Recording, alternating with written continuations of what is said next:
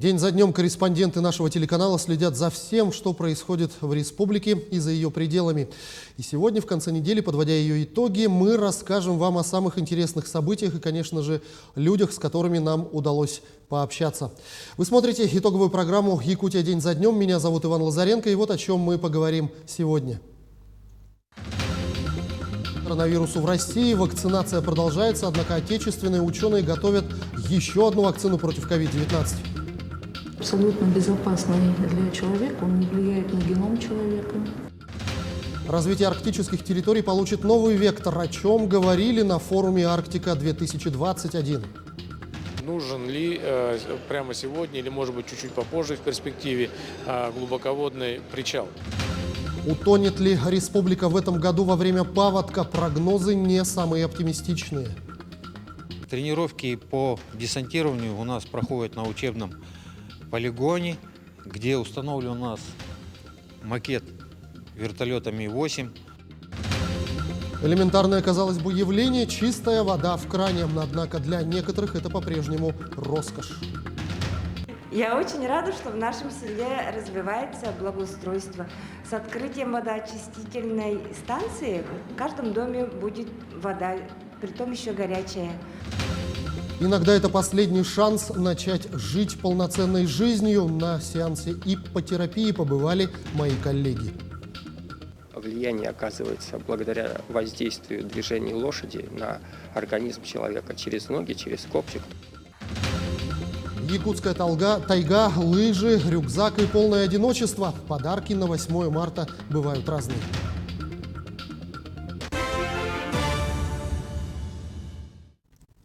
На этой неделе исполнился ровно год с тех пор, как в России был подтвержден первый случай заражения коронавирусом. За этот год страна научилась жить в новом режиме санобработки, изоляции и маски. Но самое главное, мы пришли к успешной массовой вакцинации. Владимир Путин заявил об эффективности отечественных вакцин даже против новых штаммов COVID-19.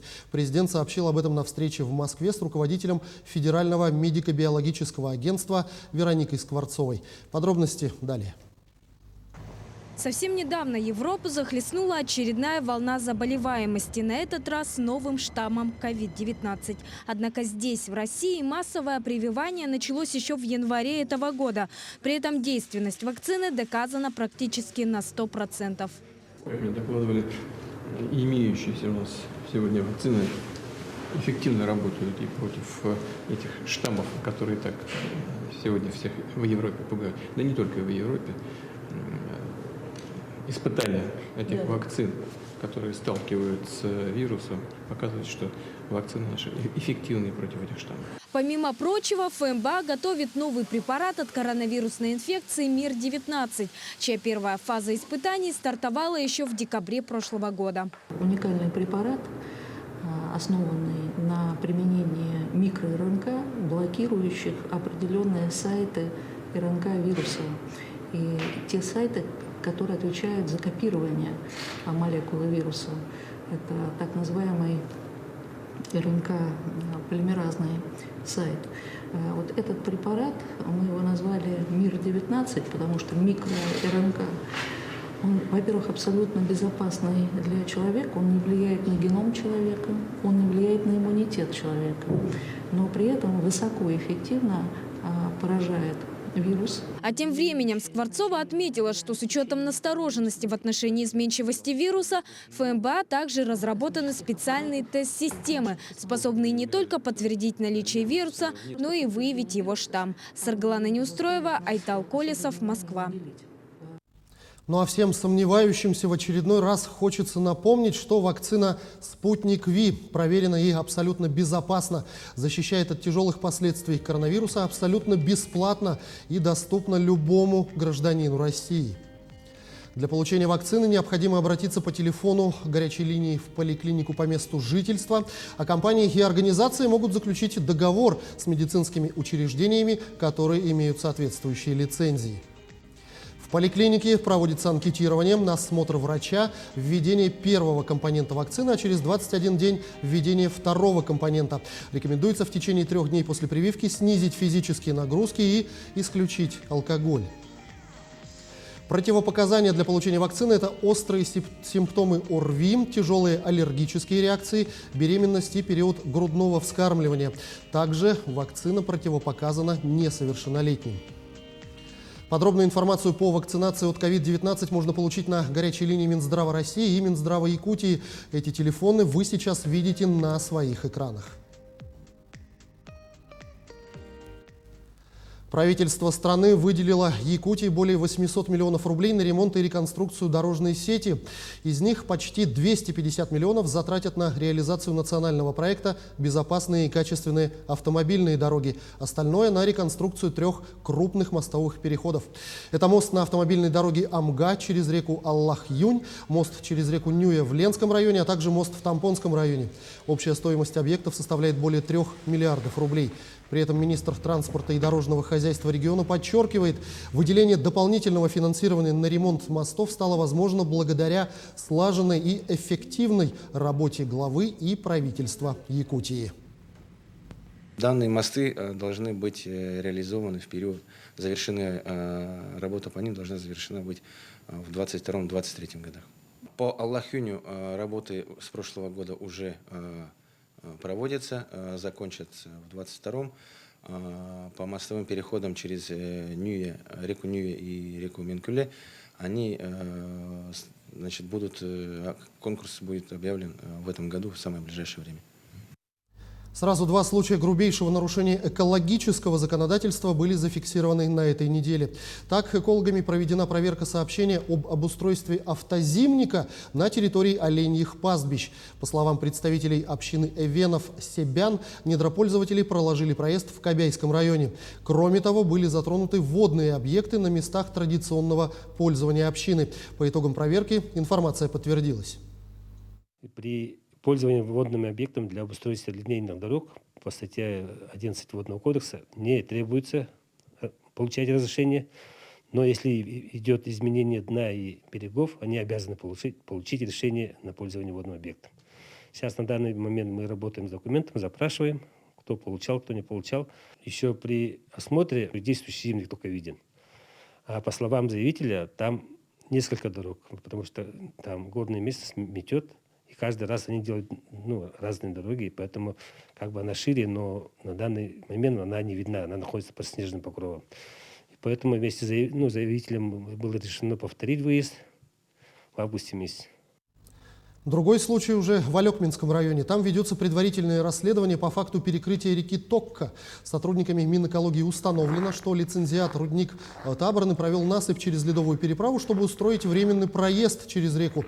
Отмечу, что данная местность также относится к территории традиционного природопользования коренных малочисленных народов Севера. Данное производство работ не согласовано Министерством экологии и природопользования лесного хозяйства, а именно не заключены договоры водопользования для прокладки временных автозимников, в связи с чем по итогам работы рейдовой группы, которая выезжает в Алекминский район, будет возбуждено административное дело по статьям 7.6 и статье 8.13 Кодекса административных правонарушений. Виновное лицо, рудник Таборный, будет привлечено к административной ответственности. При наличии ущерба водному объекту, это река Токко, будет взыскан соответствующий ущерб. Данное правонарушение находится на моем личном контроле. Тем временем Якутия вошла в перечень 10 приоритетных партнеров российской торговой компании в Китае. Соглашение о сотрудничестве между республикой и компанией по поддержке регионального экспорта за рубежом подписано в Москве. О перспективах выхода якутских компаний на китайский рынок расскажет Максим Кардозу.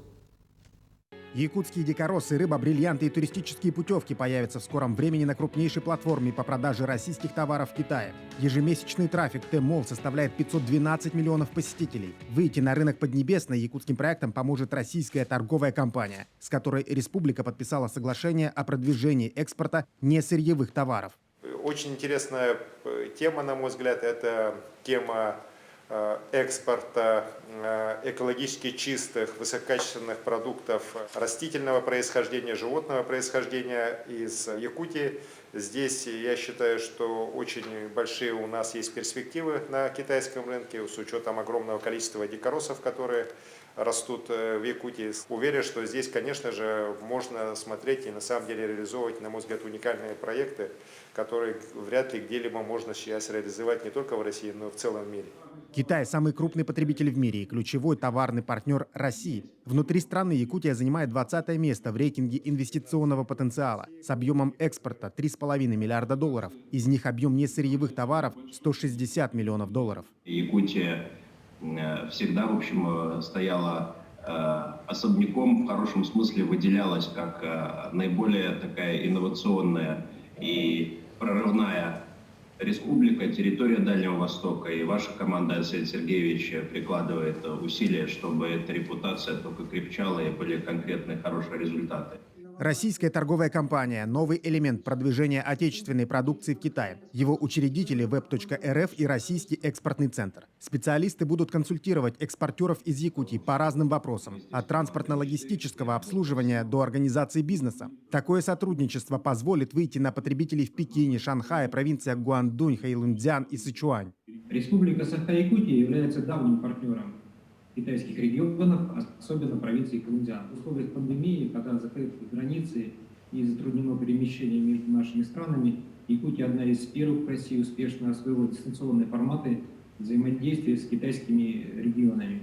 Северо-восточный Китай – традиционный рынок потребления российских товаров. Провинции КНР заинтересованы в торгово-экономической интеграции с дальневосточными регионами, в том числе с Республикой Саха-Якутия, по которой проходит кратчайший путь с востока на запад. Туяра Константинова, Максим Кардозу, Виктор Олесов, Москва. О влиянии национальных общин на развитие культуры и общества говорили на этой неделе на различных площадках в рамках визита делегации Республики Татарстан в Якутию.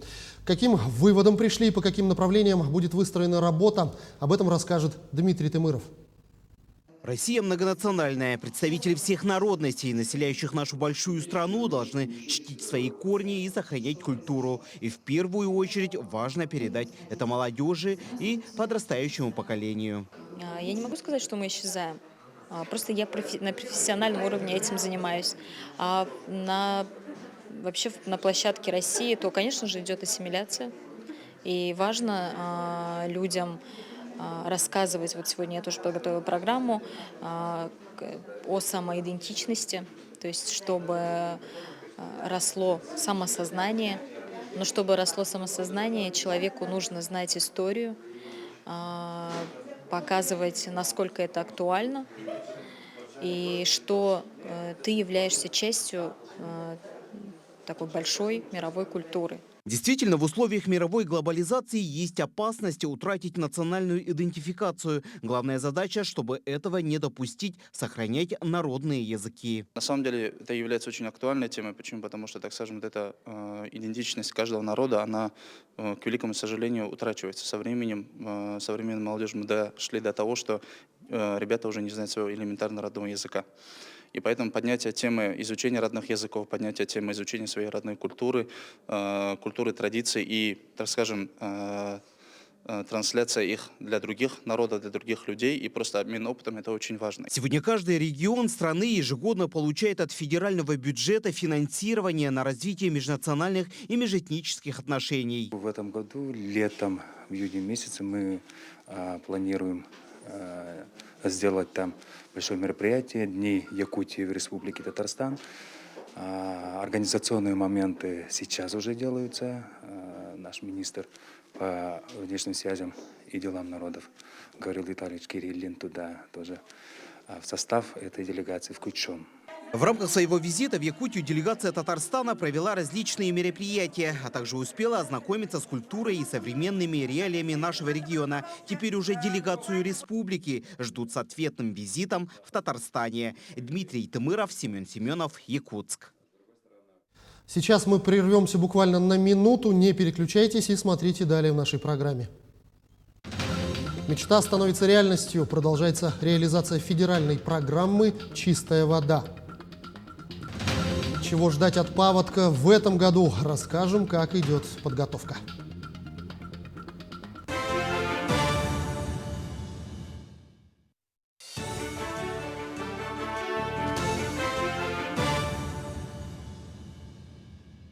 Мы продолжаем программу. В Москве завершилась 6-я международная конференция «Арктика. Шельфовые проекты и устойчивое развитие регионов». Как ускорить социально-экономическое развитие заполярных территорий, как увеличить научно-техническую и инновационную деятельность в арктическом регионе. На повестке стояли и вопросы развития морских портов. О чем еще говорили на Арктике 2021, смотрите в материале Айсены Бурнашовой. 2020 год можно смело назвать годом Арктики, отмечают участники международной конференции. И это действительно так. В прошлом году были приняты основные стратегические документы, определяющие развитие российского севера до 2035 года. Ну а этот 2021 год спикеры уже именуют годом конкретных решений и действий.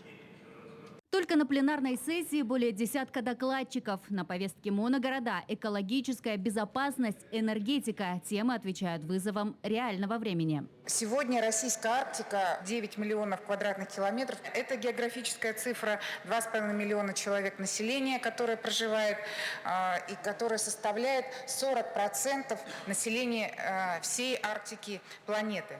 Якутская Арктика – это 1 миллион и 600 тысяч квадратных километров. На международной площадке республика представила свое видение арктической стратегии. У нас принят подход, что мы должны заниматься развитием конкретных точек роста. Одним из таких точек мы считаем это поселок Тикси.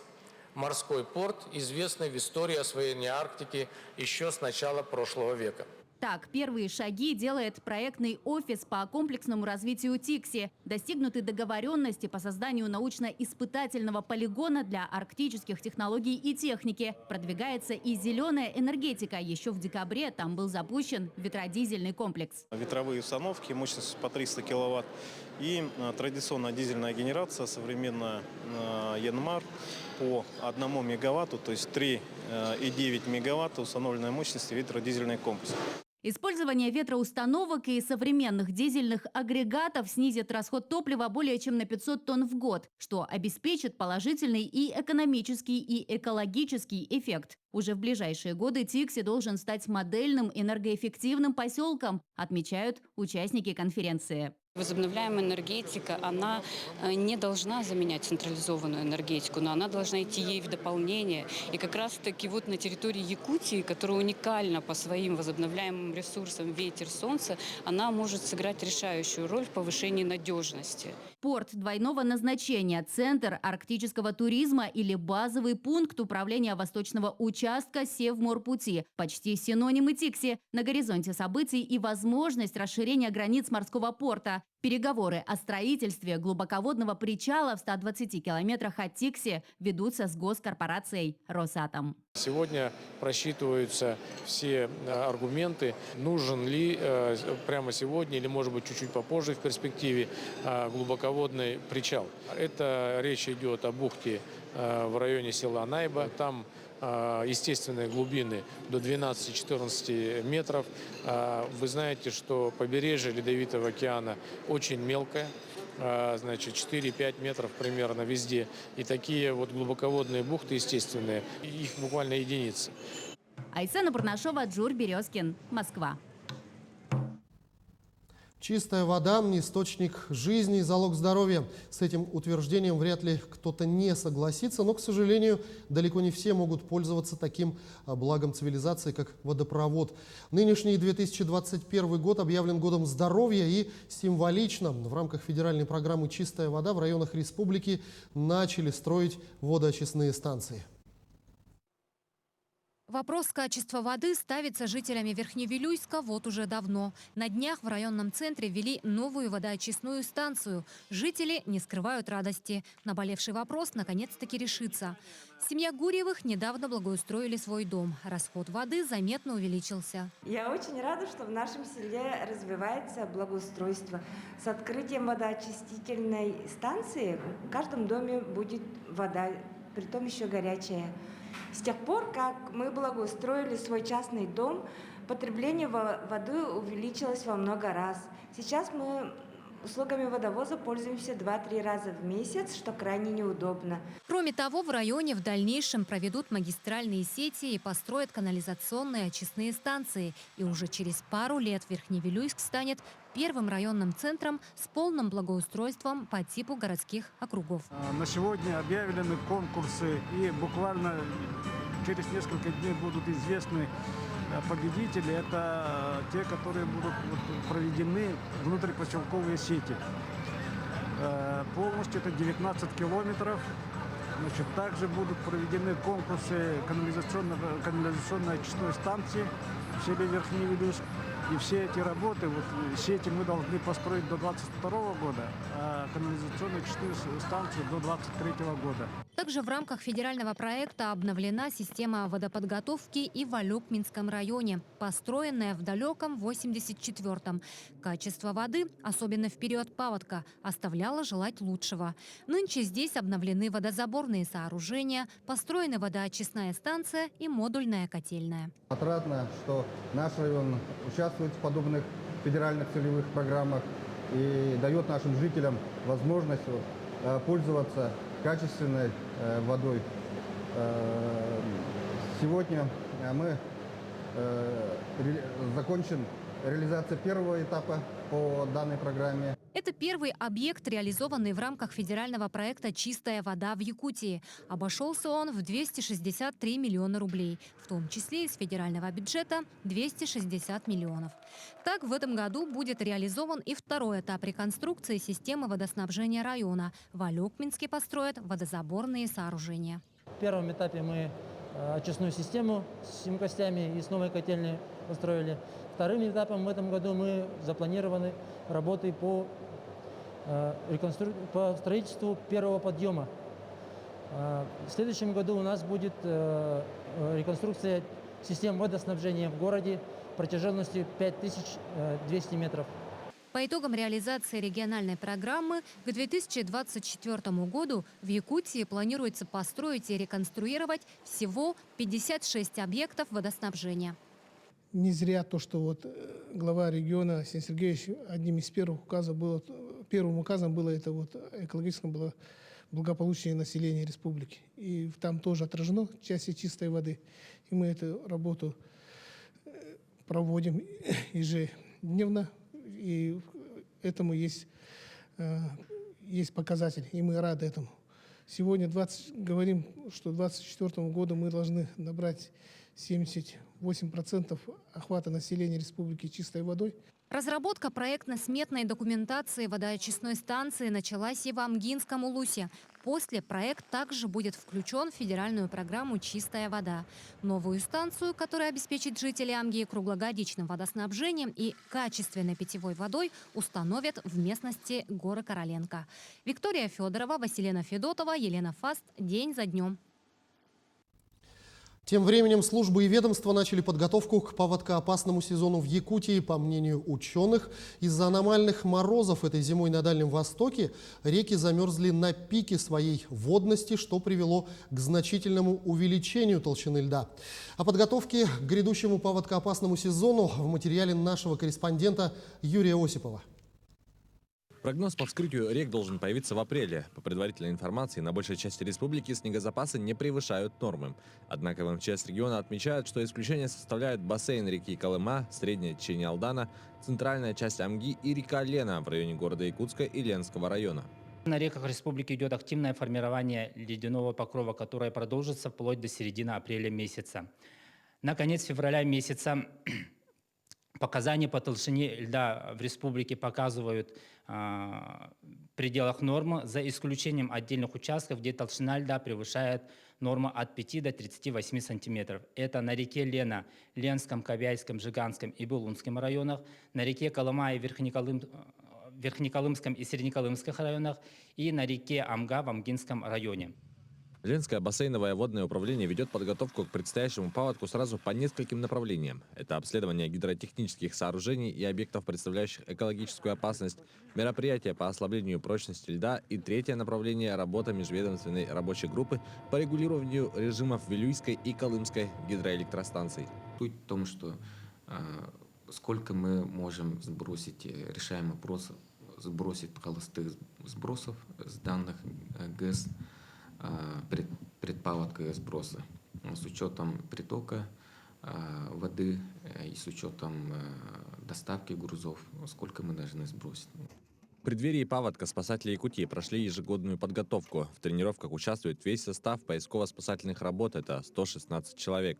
Как говорят сами спасатели, главное – это безопасность. Немаловажным элементом работы является техника, а потому техобслуживание и ремонт – обязательное условие.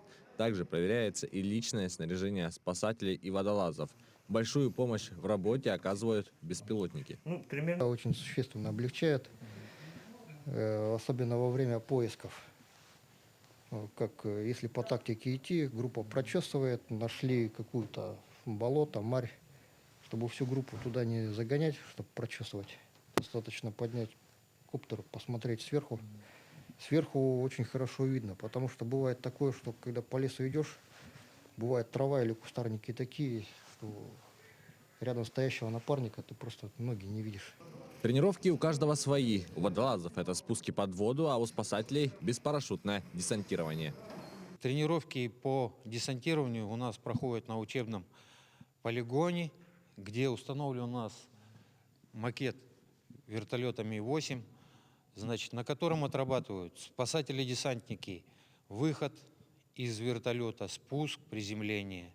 Также выпускающие из вертолета отрабатывают свои действия. И также здесь у нас отрабатываются действия руководителя спусков и дежурного по площадке приземления. Профессионалы своего дела отмечают, что эта работа не для новичков, так как ситуации бывают самые разные. Ну, для новичков это сложновато, конечно. Ну, мы уже как профессионалы своего дела, как бы более подготовлены, конечно. Из затапливаемых зон постоянно кого-то вытаскиваем с вертолета, на подвеске вытаскиваем.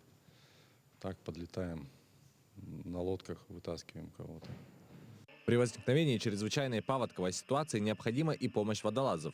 Благодаря тренировкам в барокамере они могут погружаться на глубину аж до 60 метров. Пока это единственная барокамера в республике. До ее приобретения водолазам приходилось тренироваться за пределами региона. Туда же обращаться при определенных так называемых профессиональных заболеваниях. Аппарат способен проводить лечебную декомпрессию и окситерапию. Что при наших небольших глубинах, на которые мы ныряем, но это небольшие глубины, это получается средние глубины, да?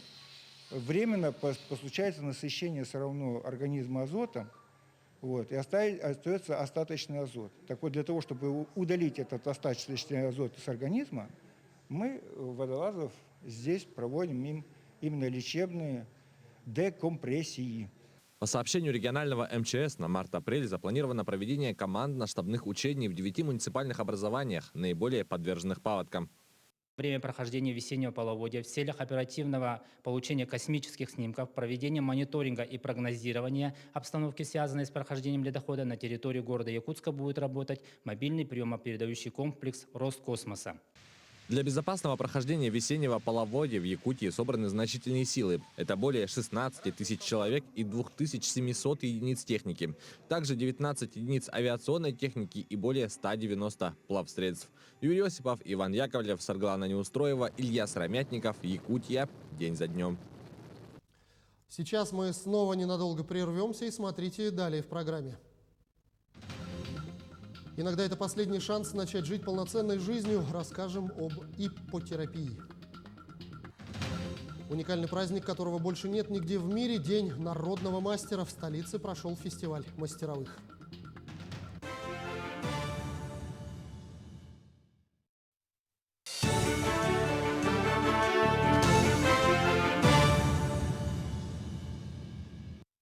Мы продолжаем программу. Стали известны имена победителей чемпионата Обилимпикс 2021.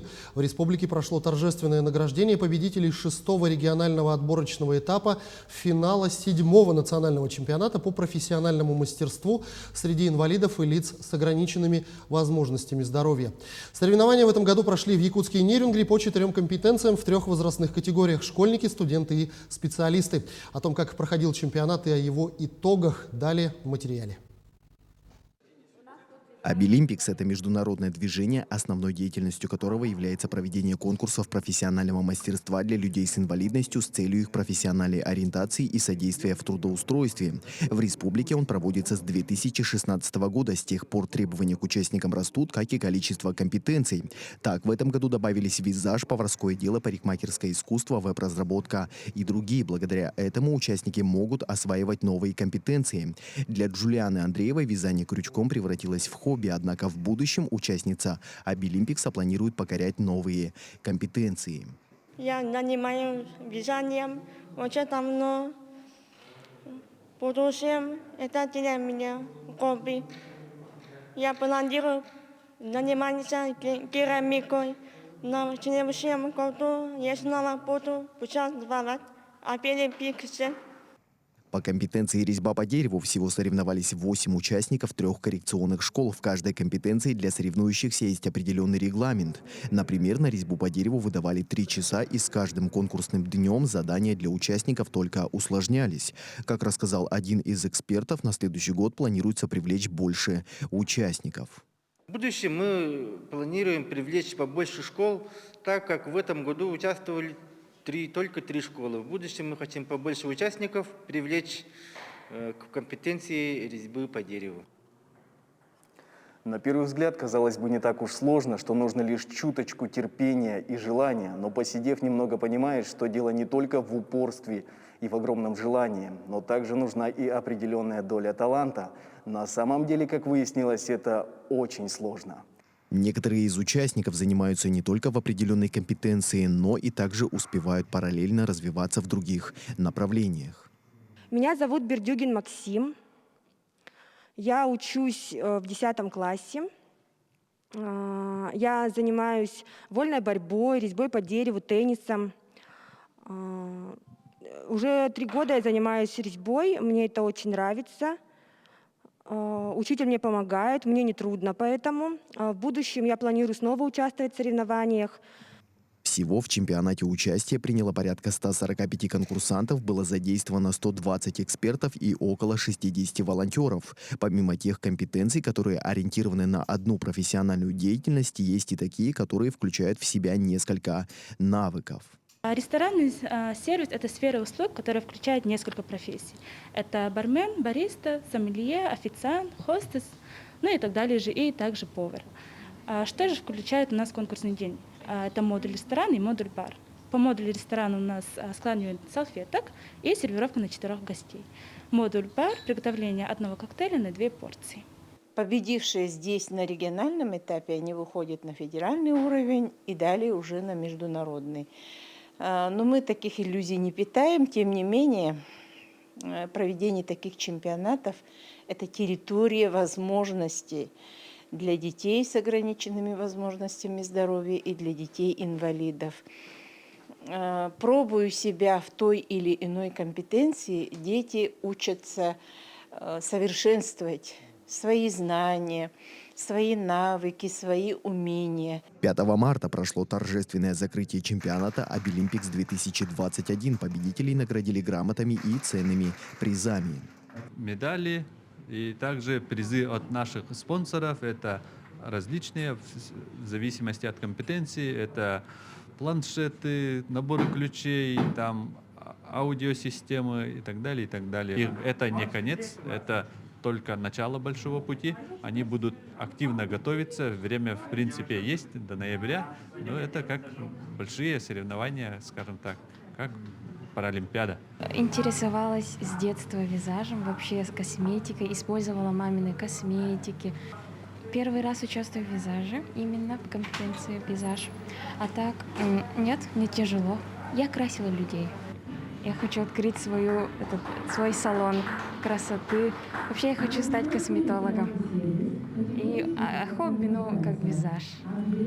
Теперь, когда стали известны имена победителей регионального чемпионата, планируется, что в ноябре ребята представят нашу республику на 7-м национальном чемпионате по профессиональному мастерству в городе Москва. Алексей Лукьяненко, Джулус Иннокентьев, Григорий Николаев, Якутск. Иппотерапия может стать отличным вариантом для реабилитации детей с ограниченными возможностями здоровья. В частности, при лечении невроза, ДЦП, умственной отсталости или детского аутизма. Нередки случаи, когда это последний шанс на выздоровление. Что это за метод реабилитации и действительно ли он помогает? В материале Дмитрия Тымырова.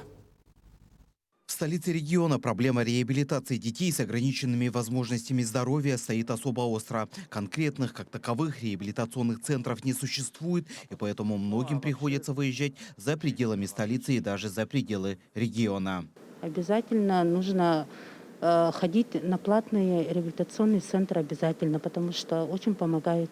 Ведь действительно для таких детишек нужен особый подход и специальные реабилитационные программы. Руководство уже бывшего конного клуба «Мустанг» из-за большого наплыва желающих заниматься конной терапией решили создать на базе своего клуба реабилитационный центр для детей с ограниченными возможностями здоровья. Ведь в последние годы основными посетителями клуба стали семьи именно с такими детьми. Проблема детей-инвалидов – это наша общая проблема, с которой мы вполне в силах бороться. В Якутию подали документы, организовали фонд, отстроили теплый манеж, и теперь на данном этапе мы можем позволить себе круглогодично оказывать услугу для населения. Сегодня на базе центра содержится около 16 лошадей. Это специальные животные, которые как раз могут хорошо ладить с людьми. Животные покладистые и хорошо идут на контакт с посетителями фонда. В основном это английские лошади, чистокровные.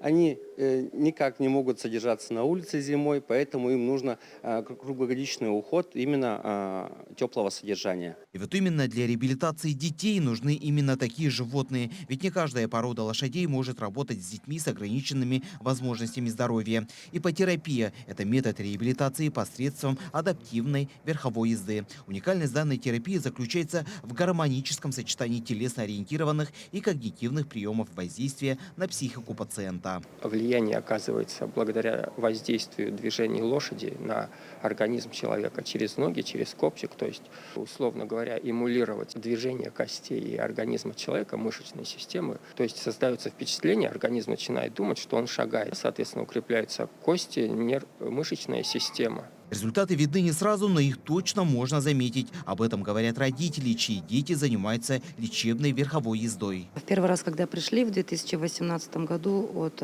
Кармишин Максим как раз с ним начал занятия. Костя дико испугался лошадь, все 40 минут просто орал.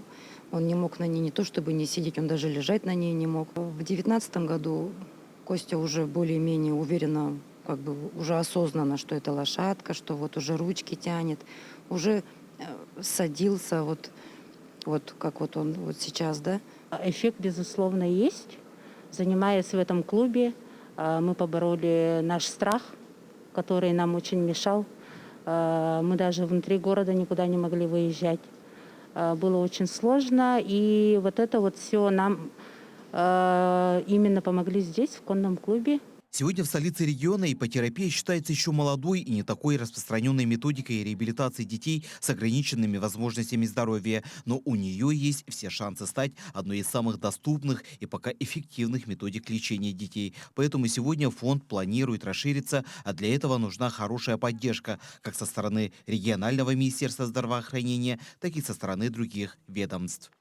На данный момент у нас стороннего финансирования нет, все держится только за счет собственных финансов. Есть партнеры, которые помогают нам как-то материально, но, конечно, те идеи, которые у нас есть для реализации, нам нужны, конечно, более высокие вклады в нашу идею. В этом году руководство фонда планирует принять участие в президентских грантах, чтобы сделать еще один шаг навстречу мечте. Сейчас мы пишем грант. Это фонд президентских грантов, чтобы нас профинансировали в нашей цели. Наша самая важная цель – это чтобы дети-инвалиды по всей территории Республики Саха-Якутия смогли получить именно бесплатную реабилитацию, потому что это очень затратно, содержание лошадей.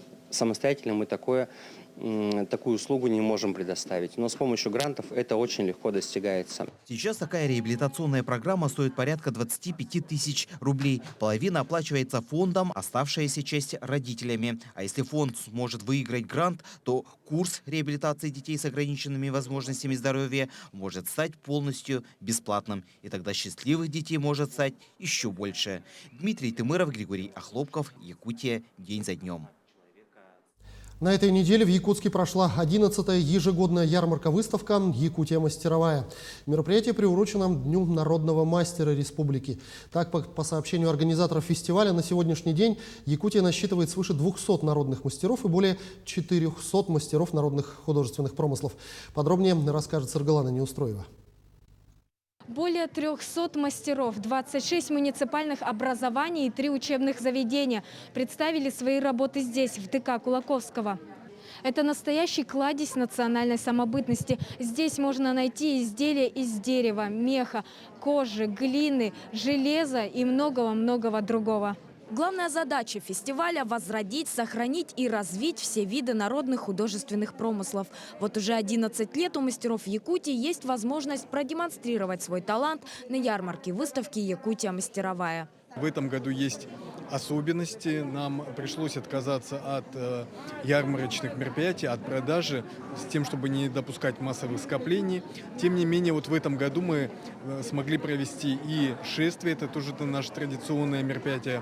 Мы его проводили в онлайн-форме, приняло участие более 700 человек, группами по 50 человек, выходили в национальных костюмах в разных уголках нашей республики. Потом мы это все соединили в единый ролик. Также в программе фестиваля значились различные конкурсы, одним из которых стал конкурс по керамике, где мастера воссоздают исторические предметы быта. При этом соревнования включили в программу выставки относительно недавно, 6 лет назад. И правила, а также критерии оценки работы мастера до сих пор претерпевают изменения.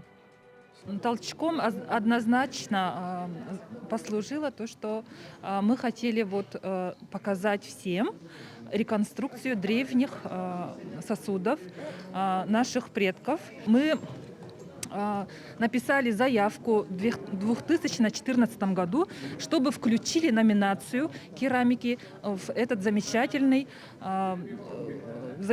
выставку «Якутия мастеровая». И благополучно с поддержкой Александра Николаевича Гоголева и нашей Яны Викторовны эта номинация зашла в 2015 году в эту выставку «Якутия мастеровая». К слову, лучшего керамиста определяют лишь после высыхания изделия. На это, как правило, уходит не 1 час. Раньше керамисты приходили с домашней заготовки, дома делали и показали, как выставочно. А сейчас проходит конкурс, они сейчас на месте уже делают сосуды. Уже на глаза уже нам делают, и там уже смотрим. В основном моя задача – это как материалы относятся, как они добывали, как они это обрабатывают. Ярмарка мастеров – настоящий праздник не только для тех, кто желает поживиться чем-нибудь эксклюзивным, но и для самих умельцев. Так, многие фестивали участвуют уже не 1-й год, но самым главным для себя отмечают сам процесс создания изделия, а не его продажу. Вы знаете, это такой заряд энергии. То есть ты, когда начинаешь работу делать, ты сначала ее в голове сложил, придумал, потом начинаешь делать. И в процессе работы начал делать. Утром встал, смотришь, нет, не так. А потом, когда ты ее сделал, и смотришь, какая она у тебя красивая, ты ее любишь настолько, что даже, мне кажется, цыпленка сплела мастерица, да, и он улыбается. Сами праздничные мероприятия стартовали еще 3 марта, но посетить ярмарку возможно практически до конца этого месяца. Однако стоит при этом иметь в виду, что многие мастера приезжают буквально на пару дней, а затем возвращаются в районы. И увидеть или приобрести их изделия можно будет только в следующем году. Саргалана Неустроева, Георгий Григорьев, Якутск. Мы снова прервемся буквально на пару минут и смотрите дальше в программе. Триумфальное шествие якутского кино продолжается. Расскажем о премьерах. Якутская тайга, пара лыж, рюкзак и полное одиночество. Вот такой лучший подарок на 8 марта.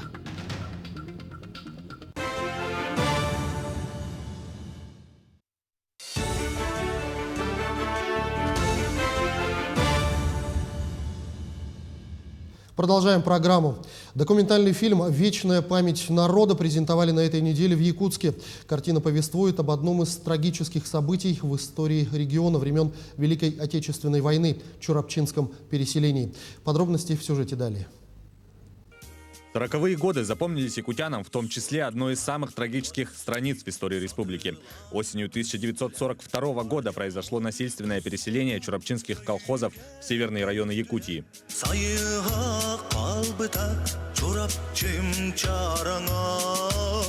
По словам авторов фильма, это попытка переосмыслить события прошлого с позиции сегодняшнего дня. История переселения восстанавливается через воспоминания очевидцев и рассказы героев. Отмечается, что несмотря на то, что фильм документальный, в нем есть масштабные постановочные сцены, реконструкции, восстанавливающие события и делающие их ближе, понятнее подрастающему поколению. Считаем, что мы должны, нынешнее поколение должны сохранить историю нашего народа, даже трагические моменты нашей истории и передать будущему поколению, чтобы вот такие вот страшные трагедии никогда не повторились, чтобы молодежь ценила жизнь, какой ценой вот такая жизнь досталась этому поколению, да? Картина нашла отклик в сердцах зрителей. Об этом можно судить по реакции зала. Во время финальных титров зрители аплодировали создателям фильма и подвигу чурапчинских переселенцев. Работа над фильмом продолжалась почти 2 года. За это время съемочная группа побывала в 3 северных районах республики. Создатели говорят, что фильм можно назвать по-настоящему народным, ведь местные жители активно помогали в съемках. Сложное для меня это было 10 человек, командировка съемочной группы и артистов в Булунский улус по 4 рыболовецким участкам. Там автобусы не ходят, такси не ходит. Никаких транспортных нету. Там есть только рыбаки, которые днем рыбачат, ночью рыбачат. Тоже, как вот в фильме говорится, посменно рыбачат. Те, кто днем работает, ночью спит. Сами участники тех событий настаивают на том, чтобы переселение не воспринималось исключительно как трагедия. Поскольку это был еще и великий подвиг, люди работали, не жалея себя, чтобы помочь одержать победу в войне. Широкий зритель сможет ознакомиться с картиной в ближайшее время. Сейчас проходит процедура получения прокатного удостоверения. Юрий Осипов, Григорий Охлопков, Якутск. Премьерные показы сразу 2 якутских фильмов пройдут на российской онлайн-платформе «Премьер» в марте. Премьера картины «Черный снег» режиссера Степана Бурнашова состоится 18 марта.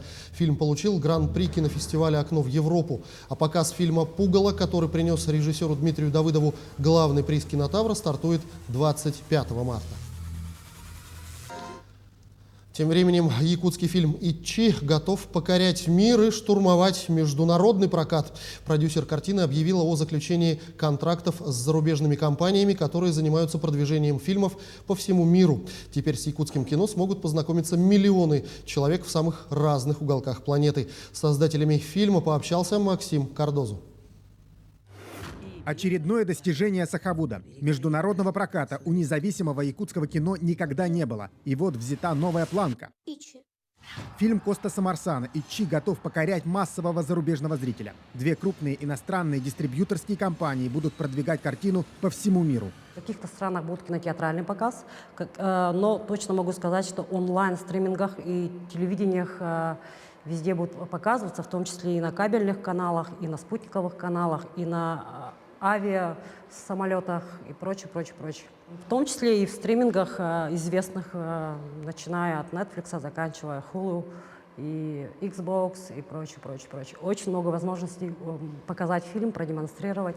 «Ичи» — это мистический триллер. По сюжету молодая семья поселяется в местах, где когда-то произошло страшное событие. И новоселы сталкиваются с ужасом из прошлого. Наш «Ичи» выходит в мировой прокат. Это очень радостно, неожиданно, и ответственность тоже очень большая. Теперь мы все с большим волнением будем следить за судьбой нашего фильма в мировом прокате. Пожелайте нам удачи. Бюджет фильма 26 миллионов рублей. Производство длилось больше 2 лет. Для съемок были привлечены специалисты из Москвы и Петербурга. Причем некоторые технологии в якутском кино применялись впервые. Мы снимались с классной компанией Aquafilm Pro во главе Григорием Яблочником. Это просто человек-легенда, как Кусто. Все кинематографисты России знают, что только эта команда снимает подводные съемки. Он суперсложный. Впервые для истории якутского кино привлечен профессиональный гафер. Гафер — это кто? Человек, который ставит свет. Понимаешь? А до этого что, просто самостоятельно, что ли? Так? Ну, до этого сами операторы ставили. Мы то же самое делали на «Мой убийца», например. К этому фильму мы подошли уже очень подготовленно, очень серьезно. Картину уже показали на 3 европейских международных кинофестивалях, а увидеть на больших экранах в России новый потенциальный якутский хит можно будет уже в конце весны. Максим Кардозу, Виктор Олесов, Москва. И к праздничной теме. Торговые онлайн-площадки проанализировали продажи в преддверии 8 марта и отметили, что спрос на подарки начал расти аж с 23 февраля. Пик пришелся на 1 марта. Впрочем, по оценкам экспертов, рост заказов продолжится. Так, за последние 3 дня на Яндекс.Маркет заказали подарков на 260% больше, чем к 8 марта прошлого года. Традиционно чаще покупают косметику и парфюмерию, рост в 3,5 и 2,5 раза соответственно. А аналитики Wildberries отмечают, что онлайн-продажи кремов выросли в 5 раз за последние 2 недели, духов же в 6 раз. Отмечается также тяга к плюшевым игрушкам, рост также в 6 раз. Самый дорогой плюшевый мишка музыкальный, ростом более 2 метров. Его стоимость составляет 5900 рублей. Но отнюдь не он стал самым дорогим подарком к 8 марта. По данным аналитической службы Wildberries, рекордной по стоимости покупкой стали серьги из белого золота с бриллиантами стоимостью в 129 тысяч рублей. Ну а кому-то лучшим подарком на 8 марта это возможность путешествовать одной, зимой, на лыжах в якутской тайге. Известный блогер и путешественница Марина Галкина отправилась в очередное турне по Якутии. С 2008 года она приезжает в наш регион в поисках приключений. Ей уже покорились вершины Мусхая и Сунтар-Хаята. Теперь Марина держит путь в Верхоянье. Для Марины Галкиной лучший подарок на 8 марта – очередное длительное путешествие. И если для многих путешествие – это поездка на юг к морю, то Марина давно и глубоко влюблена в север. А с 2008 года в ее сердце отдельное место занимает Якутия. Главное, мне просто нравится такой образ жизни, скажем так. Я вот городской житель, и для меня путешествие – это вот такая полная жизнь. Вот, то есть я отправляюсь ради путешествия, ради такой жизни, скажем так. Но помимо этого, конечно, мне очень интересно общаться с местными жителями, смотреть уклад их жизни. Мне интересно ставить цели пересечения там пространства длительного, ну, скажем, протяженного пространства. Мне нравится вот пересечь Верхоянский хребет, я пересекла, или пересечь хребет Сунтар-Хаята и сплавиться до Охотского моря. То есть такие протяженные маршруты меня очень привлекают. Часто в свои поездки Марина отправляется в одиночку, и ее не пугают ни дикие звери, ни лютые морозы.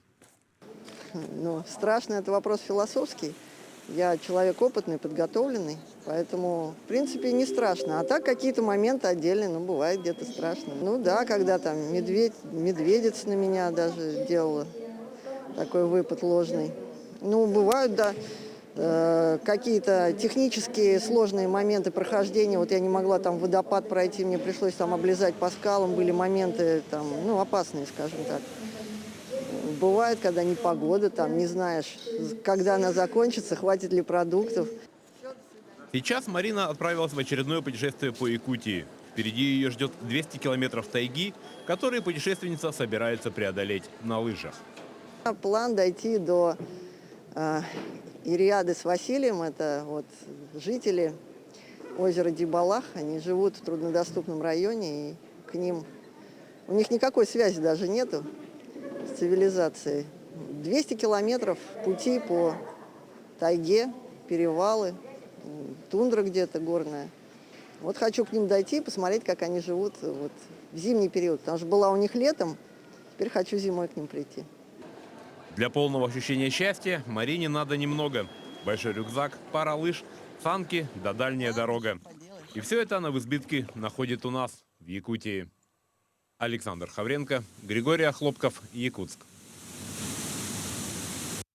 Мы тоже не могли остаться в стороне от праздника, но решили подготовить необычное поздравление. Служба интернет-вещания НВК «Саха» запустила платформу видеопоздравлений, где каждый сможет порадовать себя и своих близких именным, но виртуальным букетом цветов в руках первых лиц телеканала. Подробности далее.